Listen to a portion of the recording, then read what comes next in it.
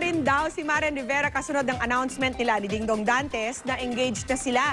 Plano rin daw magpakasal ng primetime king and queen ngayong 2014. May chika si Kata Tibayan. Tila nasa Cloud9 pa rin daw si Marian Rivera nang humarap sa kanyang unang press con sa Cebu matapos i-anunsyong engaged na sila ni Dingdong Dantes.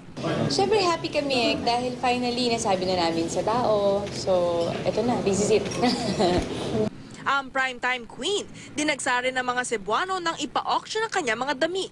Noong Sabado sa kanyang dance show na Marian, marami ang kinilig sa live proposal ni Dingdong Dantes.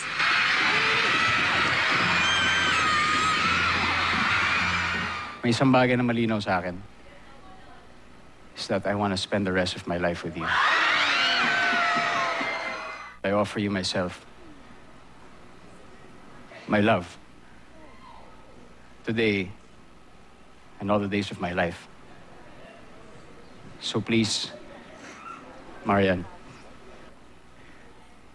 will you be my wife?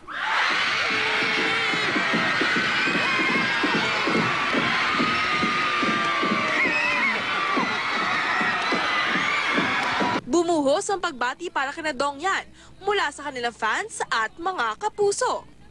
Dingdong at Marian, kami na inyong mga kapuso at ako ay nagagalak sa balitang kayo ay lalagay na sa tahimik.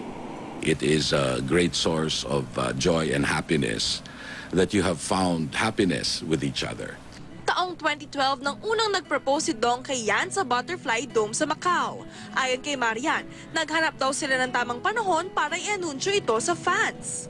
Masaya yung nangyari talaga sa Marian. Kasi ilan naman talaga ang nagdi namin ni Dong na ma-share yung happiness namin sa mga nagmamahal sa amin. Sa Instagram, ipinakita rin ni Marian ang kanyang diamond engagement ring mula sa isang sikat na American luxury jeweler. Pagbunyag naman ni Dong, plano raw nila magpakasal bago matapos ang 2014 pero wala pang eksaktong date. Kailan ang kasal doon? Definitely, mangyayari sa taon na to. Pero game na nga ba sila magka-baby? Kung kailan ibigay ng Diyos sa amin, pero kung kami ang tatanungin, syempre gusto namin as soon as possible. Katatibayan updated sa Showbiz Happening.